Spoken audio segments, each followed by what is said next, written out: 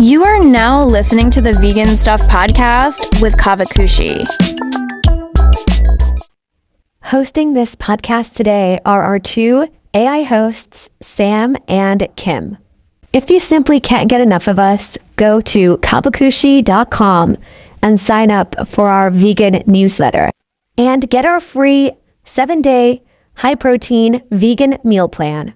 And we also have some good news. We will be releasing our first ever cookbook pretty soon, so stay tuned.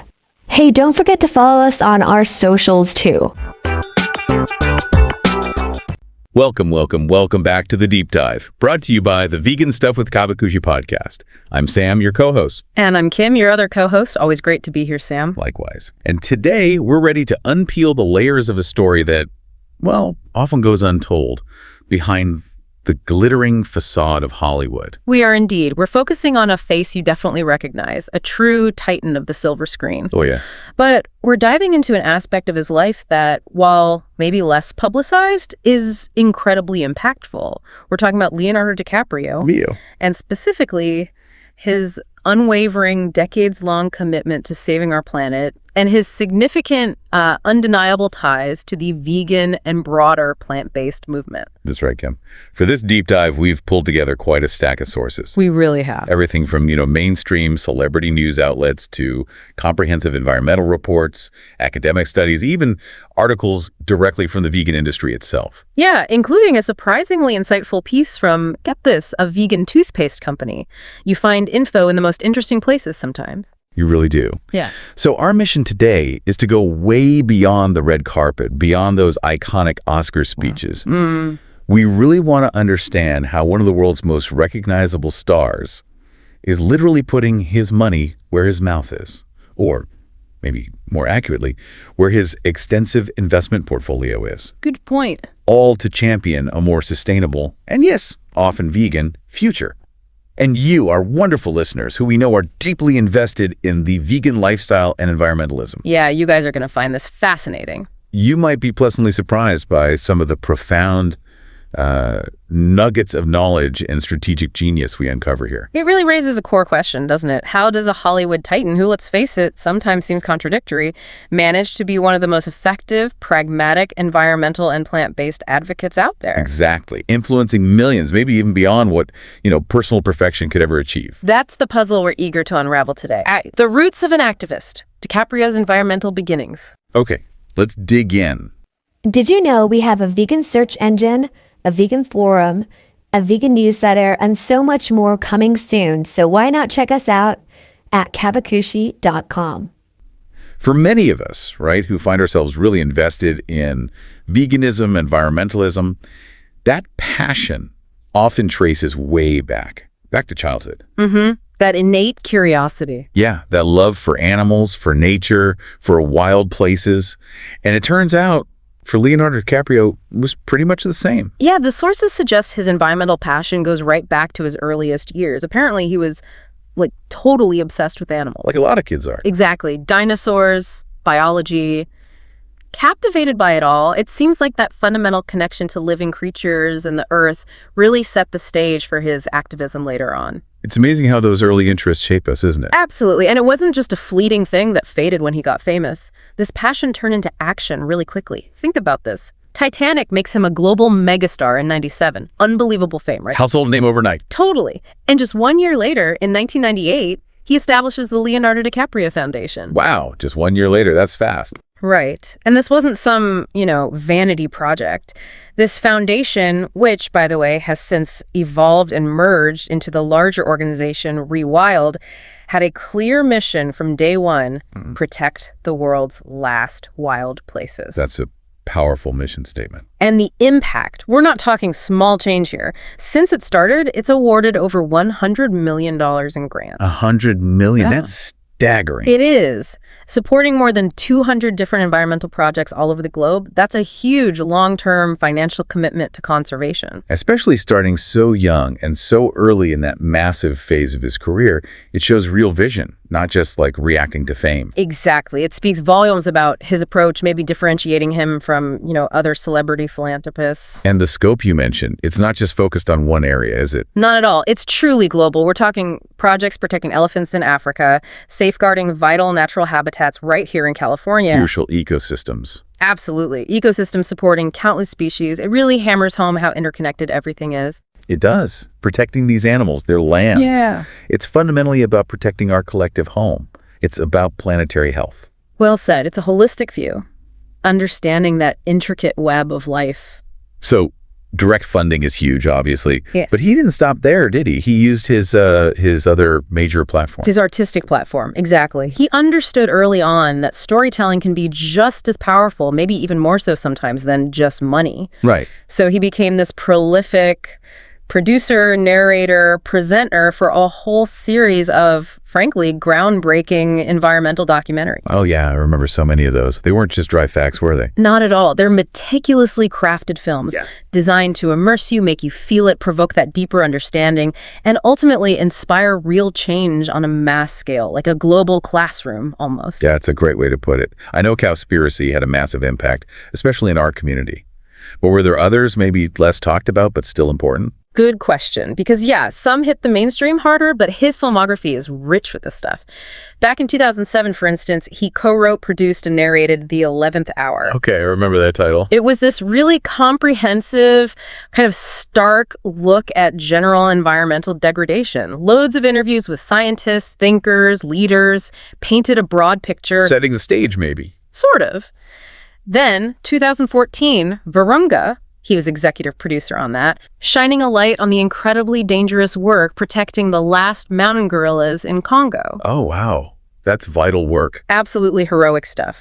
But for our audience, Cowspiracy, that was a landmark. Released initially in 2014, got wider distribution in 2015. And Leo's involvement was key there, right? Hugely key. He wasn't just a name on the credits as executive producer.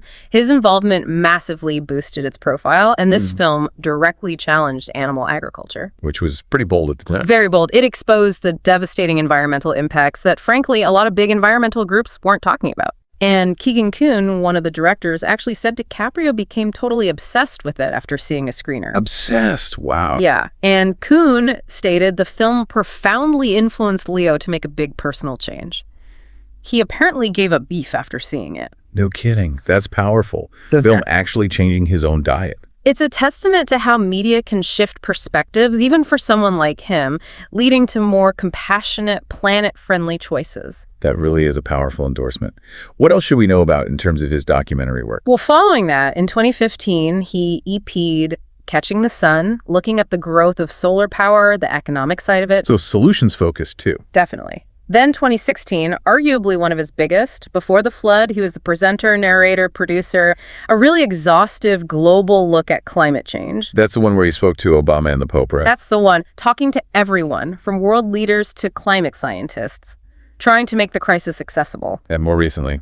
More recently, 2021, he endorsed Eating Our Way to Extinction, narrated by his old friend Kate Winslet. Oh, nice. Titanic reunion for the planet. Kind of. And again, that one squarely focuses on animal agriculture's destructive impact, making the case for plant-based solutions. Seems like a recurring theme, that focus. It definitely is.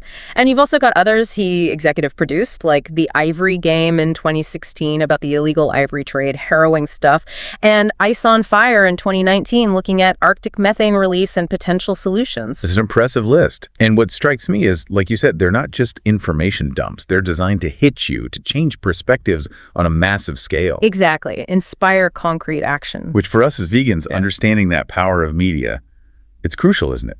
These narratives help people connect the dots between their plate and the planet's health. Maybe inspire them to make that shift. It's cinematography as a tool for global transformation, really, using his platform brilliantly. 2, leveraging stardom, DiCaprio's global influence. And speaking of platforms, his stardom is just immense. He's really mastered using that spotlight for environmental advocacy, hasn't he? Turning almost every public appearance into a chance to push the message. He absolutely has. Like, we all remember that moment, the buzz, when he finally won his first Best Actor Oscar in 2016 for The Revenant. Oh, yeah, huge moment. The whole world was watching. Right, a massive personal achievement, But what did he do? He immediately turned it into something bigger. He really did. Didn't waste a second on just, thanking his agent. He used that incredible platform, tens of millions watching globally, to talk directly about the climate crisis. A passionate, urgent call to action. And the impact was real, wasn't it? Measurable. Immediate and measurable. The very next day, Google searches for climate change surged by an incredible 261%. Wow, 261%. Yep. That single speech showed the instant widespread influence he has. A masterclass in using your moment. That's just raw Hollywood power right there, Yeah. dropping a pebble in a global pond. And it's not just the big award shows, is it? He uses social media relentlessly. Constantly. He's got, over 37 million followers combined on Twitter and Facebook, something like 53 million on Instagram. That's like his own personal global news channel, dedicated 2047 to the planet. Pretty much. His social media is like a continuous environmental campaign, keeping these vital issues front and center for a massive audience. Any specific examples stand out? Well, back in 2012, he publicly slammed poaching on Facebook, bringing this often hidden wildlife crime issue to millions. Yep. And yeah, if you just scroll his Instagram... Looks like Nat Geo sometimes. Right. You could easily mistake it for the World Wildlife Fund account. Just stunning images, consistently focused on conservation, wildlife, ecological issues. And crucially, connecting it back to plant-based solutions. That's key for our audience. Absolutely key. March 2021, he posted this really powerful message urging followers to make one simple swap. Replace just one beef burger a week with a plant-based option. Just one, making it accessible. Exactly. And he gave a compelling reason. He stated, and I'm quoting here, that doing that would be the equivalent of taking 12 million cars off the road. 12 million cars. That's phenomenal. It is. It directly promotes a vegan solution for climate action. Frames it not as sacrifice, but as a tangible, effective contribution anyone can make. Puts it right on the dinner plate. That reframes the whole conversation, doesn't it? Makes the plant-based choice feel like this huge climate win that's actually achievable for regular people. Precisely. Did you know we have a vegan search engine, a vegan forum, a vegan newsletter, and so much more coming soon? So why not check us out at Caavakushi.com. And he's not just talking to adults or his peers, he's deliberately reaching out to the next generation too. Playing long game. Investing in the future. Totally. His influence spans generations. Back in 2009, he got the Big Green Help Award at the Nickelodeon Kids' Choice Awards. Okay. Reaching the kids. Right. Use that moment to talk directly to young audiences about environmental responsibility. Yeah. And he's also investing in the leaders of tomorrow through his scholarship fund. It supports a UCLA Lab School initiative, an innovative program teaching kids about sustainable food practices through hands-on growing, literally planting seeds of stewardship. That's brilliant, empowering kids early on. But his influence goes even higher, doesn't it? To the global stage. Oh, absolutely. He's recognized at the very highest levels. In 2017, he was named a United Nations Messenger of Peace with a special focus on climate change. Wow. UN Messenger of Peace. That's significant. It's not just honorary. It positions him to engage directly with global leaders on policy. He accepted it at the UN Climate Summit with this really powerful statement. What did he say? He said, "I feel a moral obligation to speak out. How we respond to the climate crisis in the coming years will likely determine the fate of humanity and our planet." Chilling Yeah. and impactful. Definitely. This isn't just talking to fans. This is speaking truth to power. World leaders, policymakers.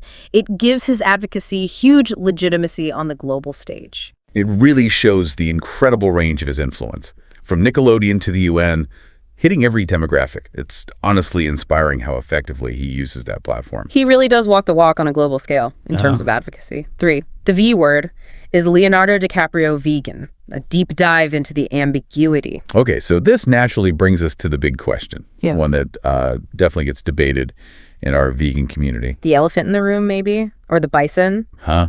Maybe. Yeah. Given all this advocacy, the support for plant-based, the investments, the central question is Leo actually vegan? Mm-hmm.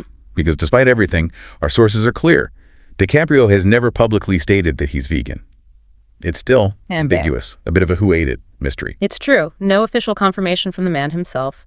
And that ambiguity is fueled by some conflicting evidence, making it murky. Like what? What's the evidence suggesting he might be? Well, there was that moment many saw as a big hint.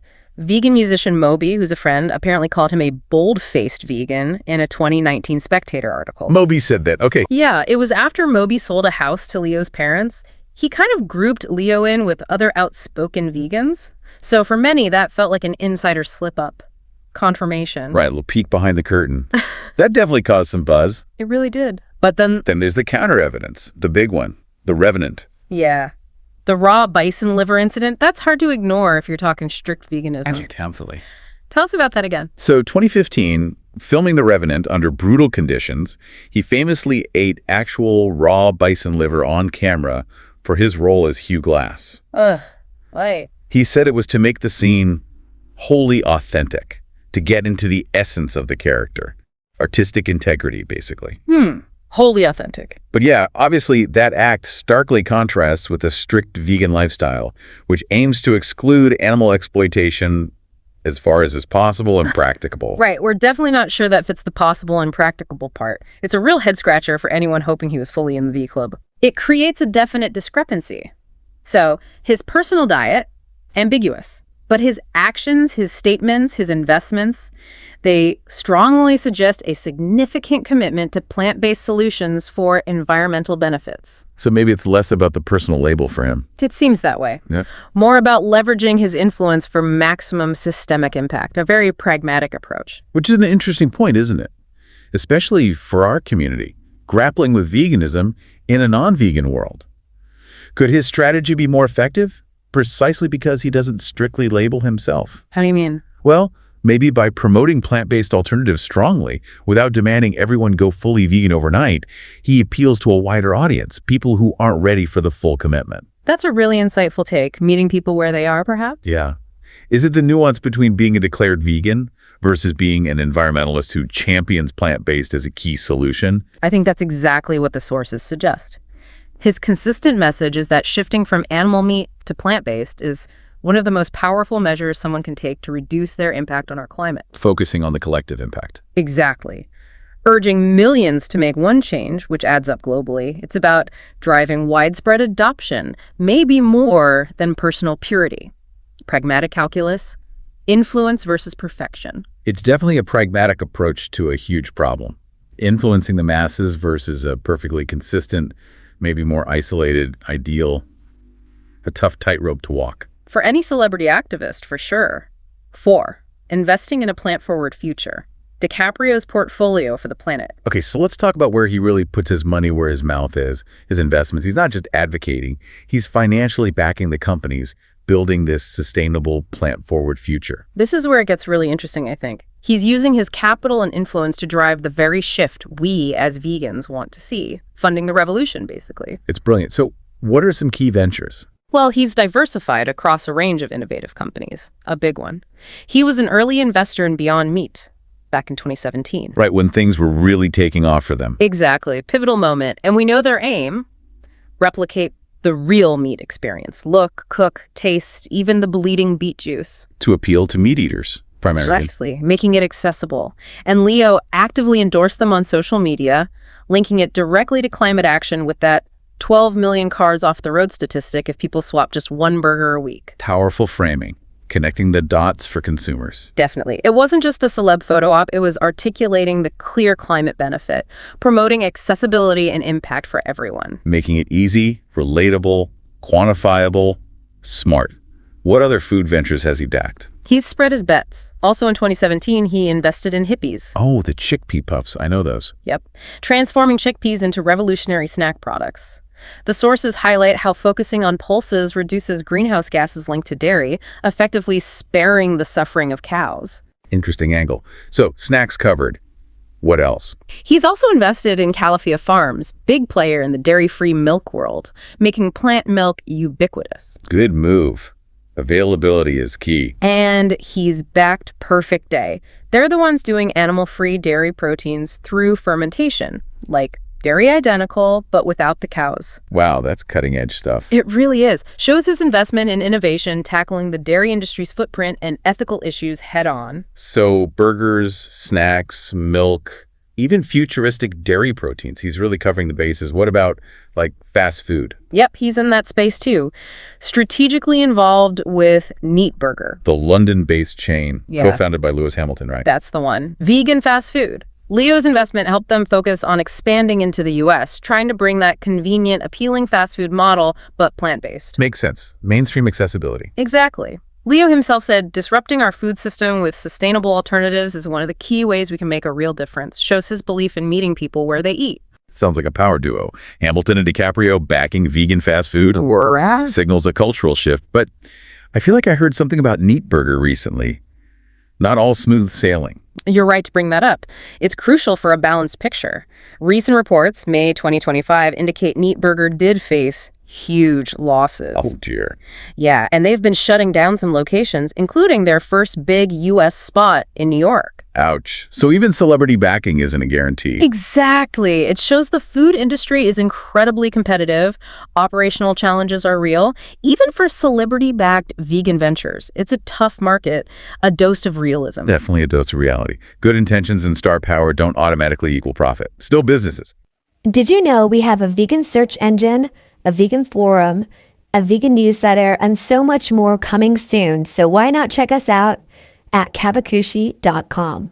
But okay, he's not just sticking to plant-based foods, is he? He's looking even further ahead. Way further ahead. Embracing truly next-gen solutions. He's an investor and advisor for two pioneering cell-based meat companies, LF Farms and Mosa Meat. Ah, the cultivated meat space. Lab-grown meat, right. Producing real meat without the need to slaughter animals or deal with the massive environmental harms of animal ag. Growing it from cells in a lab. And the environmental benefits are meant to be huge. Potentially massive.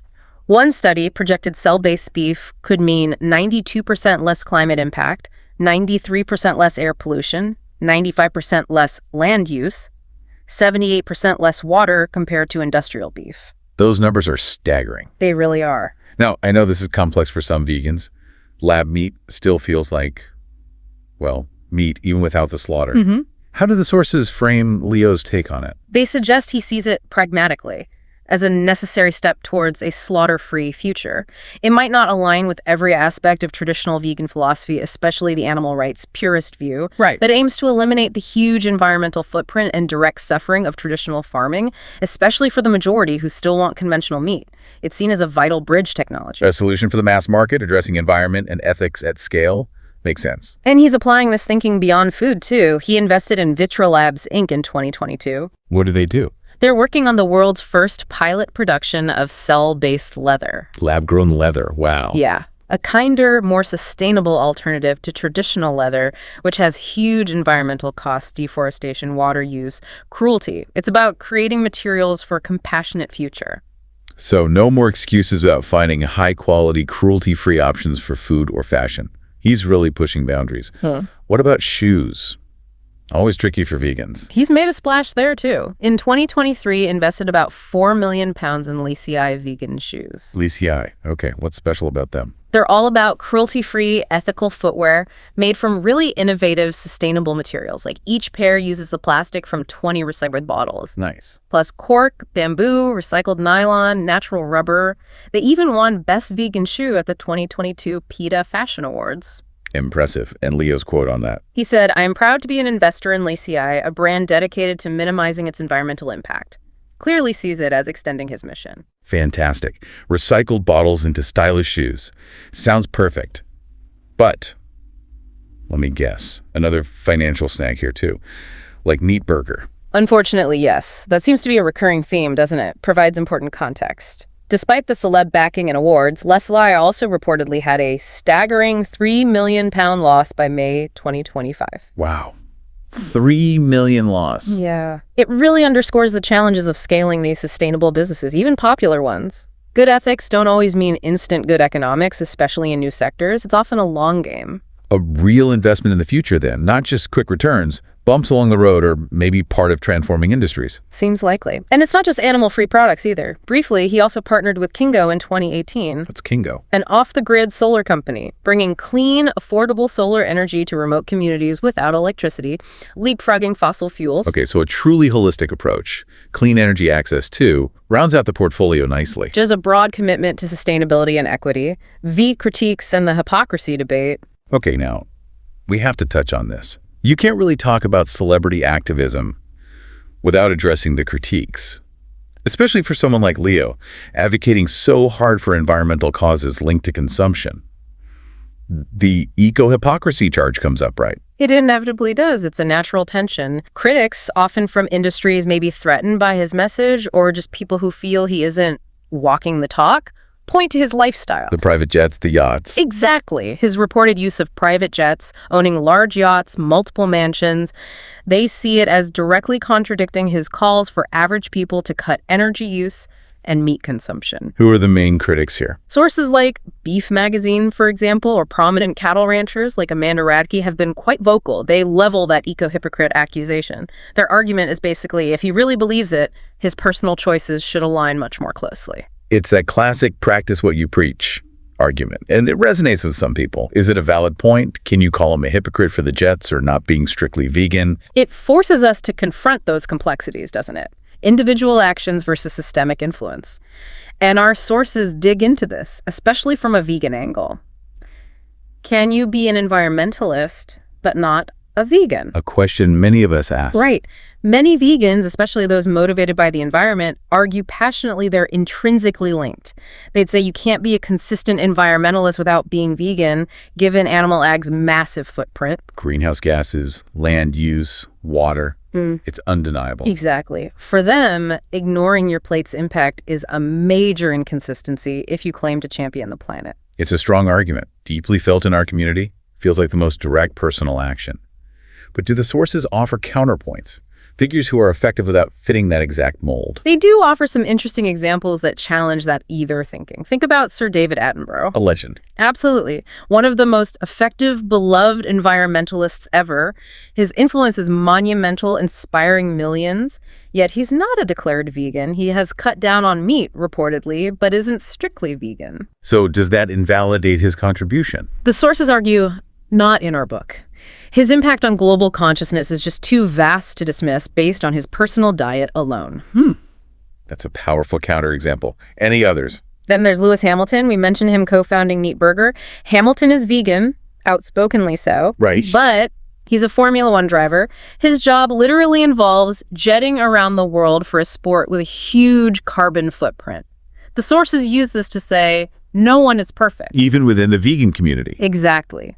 Living in our current world means compromises. The path isn't always perfectly straight or consistent for anyone.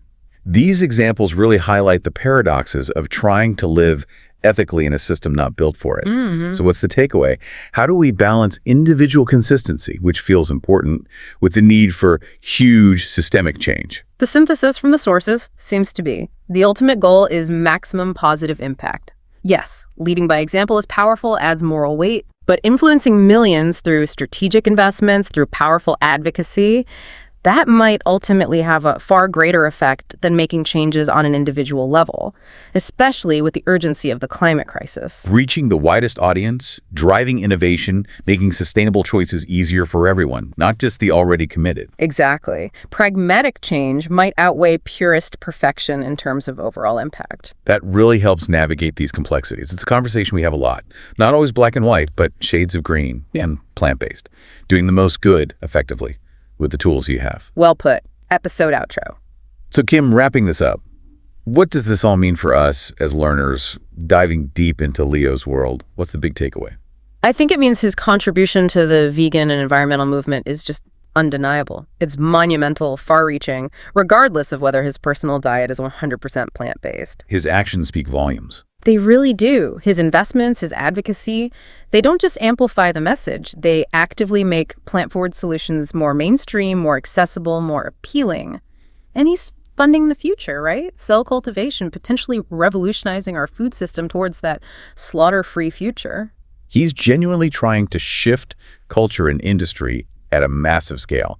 Like that source said, saving the world one Oscar speech and vegan investment at a time. Pretty much sums it up. From those game-changing documentaries like Cowspiracy to investing in everything from bleeding burgers to vegan sneakers to lab-grown leather, his influence in moving us towards a more sustainable, compassionate future is immense.